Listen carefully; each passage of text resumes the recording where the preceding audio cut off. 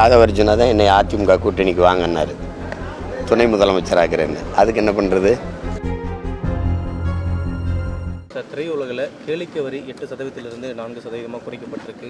அதாவது நம்ம அத்தியாவசிய வரிகள் இருக்கும் பொழுது அதனால் என்ன நடக்கும்னு நீங்கள் சொல்லுங்கள். இல்லை, நமக்கு அந்த அத்தியாவசிய வரிகள் இருக்கும் பொழுது இந்த பொழுதுபோக்கு வரிகள் குறைச்சது அப்படின்றது ஒரு விமர்சனத்துக்குள்ளாகிருக்கு. பொதுமக்கள் அதை எப்படி பார்க்குறாங்க? சரி, அது இருக்கட்டும். வரியை குறைக்கிறாங்க, சரி. இப்போ அதனால் என்ன நடக்கும்? திரைத்துறையினருக்கு என்ன நன்மை நடக்கும் சொல்லுங்கள். அண்ணன் கேட்குறேன், சொல்லுங்கள். என்ன நன்மை நடக்கும்? ஒரே ஒரு நிறுவனம், ஒரே ஒரு குடும்பம் தான் அந்த மொத்த படங்களை வாங்கி விநியோகம் செய்யுது. உங்களுக்கு தெரியாதா?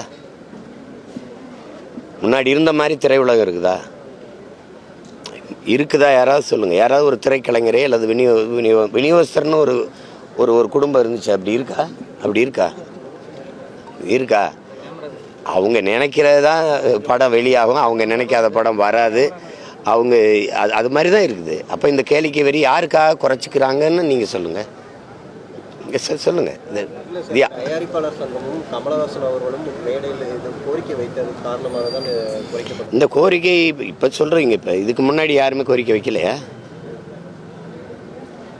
ஒரு தலைவனுங்கிறது இது பாதிக்குதுன்னு தெரிஞ்சு தானாக அதுக்கு அது சரி செய்ய முயற்சிக்கணும். யாரோ கோரிக்கை வச்சா தான் செய்வீங்களா? தேர்தலுக்கு 6 மாதம் இருக்கும்போது கேளிக்கை வரியை குறைக்கிறீங்க. மின்கட்டண உயர்வு, சொத்து வரியெல்லாம் எப்போ குறைப்பீங்க? அதுக்கு ஏதாவது வாய்ப்பு இருக்கா? வரியே அதுக்கு பேர் என்ன தெரியுமில்ல?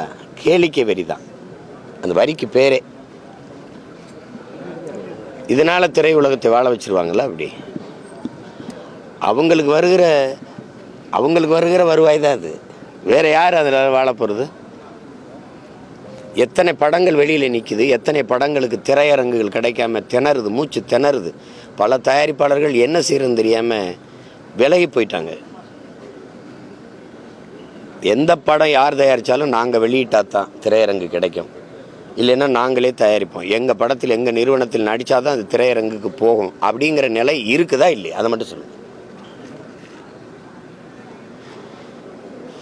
சார். அண்ணாமலையாவது ஒரு 10 பேரை வச்சுக்கிட்டு 20% ஓட்டு வாங்கியிருக்காரு. ஆனால் எடப்பாடி நம்பி யாருமே கூட்டணி வைக்க வரல அப்படின்னு ஆதவர்ஜுனாவும் நம்ம தாவேக்காவோட பொதுச் செயலாளர் ஆனந்தும் பேசியிருக்காங்க. அதை எப்படி பார்க்குறீங்க? புரணி பேசுறதுக்கெல்லாம் நான் கருத்து சொல்ல முடியுமா? இதே ஆதவர்ஜுனா தான் என்னை அதிமுக கூட்டணிக்கு வாங்கினார், துணை முதலமைச்சராகிறேன்னு. அதுக்கு என்ன பண்ணுறது?